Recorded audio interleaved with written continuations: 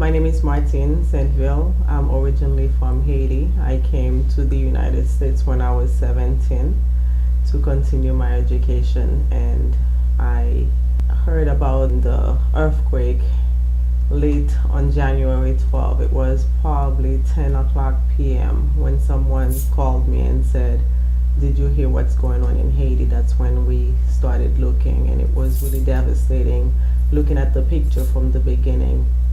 When we saw what happened, we thought everybody, my family, were not gonna make it. I have 7 brothers and sisters who currently lives in Haiti.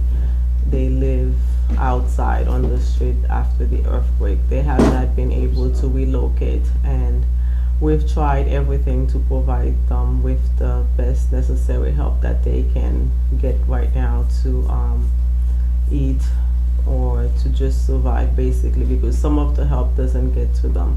I have my brother-in-law with me. He was in Haiti at the time when the event happened. His name is Walter. I'm gonna let him explain what happened and where he was when when the whole thing happened, and I can translate for him. My name is Walter. Effectively, I witnessed the earthquake when it happened in Haiti because I was there. I have to tell you, it was a horrible scene to watch.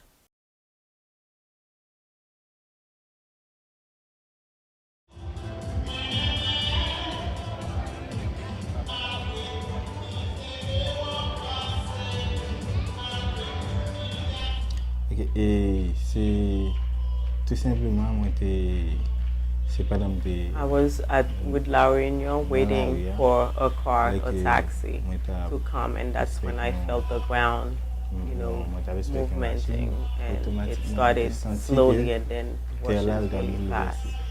Et puis quelques secondes après, ce coup-là lui-même là, il était augmenté d'aller beaucoup plus fort.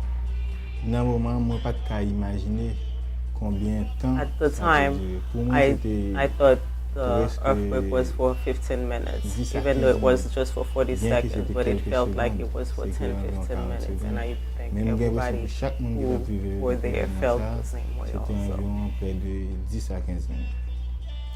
Et moi pas perdu une famille qui proche moi, mais je vais dire un paysan parce que moi when the earthquake happened, prior to the earthquake, I was inside a cyber cafe coffee that they call it, and when it happened, before it happened, I was in there with 7 of my friends, and it just happened. I stepped out for 2 minutes, and then the earthquake happened, and all of them that were inside, they all died. And the next day when I went back there, I see all of them on the ground. Qui c'est proches amis moi côté que nous qu'on travaille avec eux et tous les jours. Qu'on s'habite sans travail, va chercher chemin la caille. Pour yo savoir chanter ensemble, Haïti chérie. Moi-même j'étais aux environs de I was where I lived. It's around the Ministry of Haiti, part of it. I had to witness houses crumbling on top of people, merchants running for their lives because they didn't have any places to go, and witnessing thousands of people on the street running for safety. We, as Haitians, will need to stand strong and determined to continue the daily challenge, as well as do our best to transform the face of our country. Just the same way the pictures are shown online, it's mostly the same story in Haiti. I witnessed the palace, the second floor, just crumble down on the first floor, and it was very painful to watch. The The Palace of Justice and the Taxation Office also fumbled. The director of the taxation was inside the office and he died, and most people that were inside also died. What I witnessed the day after, he went to the Palace of Justice, and he witnessed within 2 minutes that they put out 7 people that were inside, that were dead. One of the lawyers that were there was a close friend of mine. He died, he was inside the palace.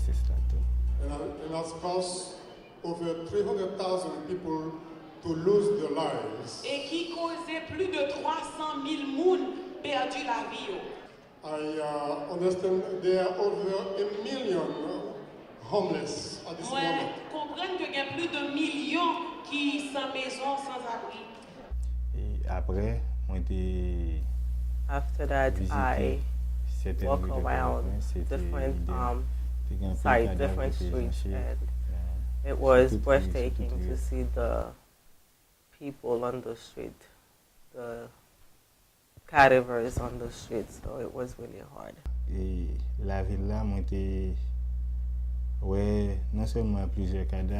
said around the neighborhood he saw, one of the schools that he saw, the name of the school is St. Louis, Gonzague, and he witnessed kids that were under the crumbles asking for help, but no one could help them.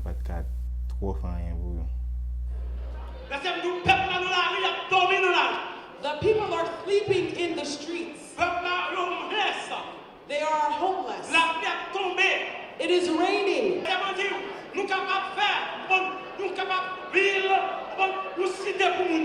can build a city for these people. To take them out of poverty. To take them out of the poverty. To take them out of poverty. Oui, parce que nous avons un problème pour the help came, but a little slow. They waited for the Red Cross to provide help. But of course, the international community had to travel from Dominican Republic to get to Haiti, which made it a lot difficult for the people who needed the help to receive it quicker and faster. And it's still hard, because we don't know how many people died, and to this point, I'm sure there's a lot of people under the crumble that they're not able to get out, and they cannot really count and give a number of how many people died.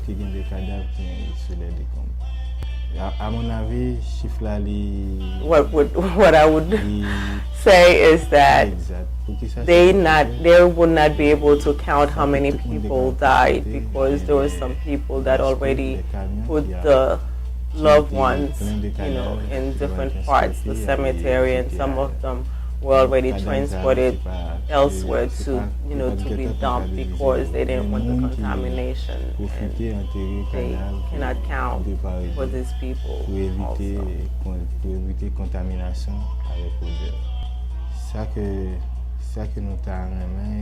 I don't know how they can rebuild the country or even provide help for some people who are dismembered, who doesn't have part of their physical, such as legs or arms. And not only that, later on, I'm sure there's a lot of people who will be suffering from psychological problems, and I don't know how they will be able to help them with that. And not forgetting the children who lost their father and mothers and whole family who are left by themselves.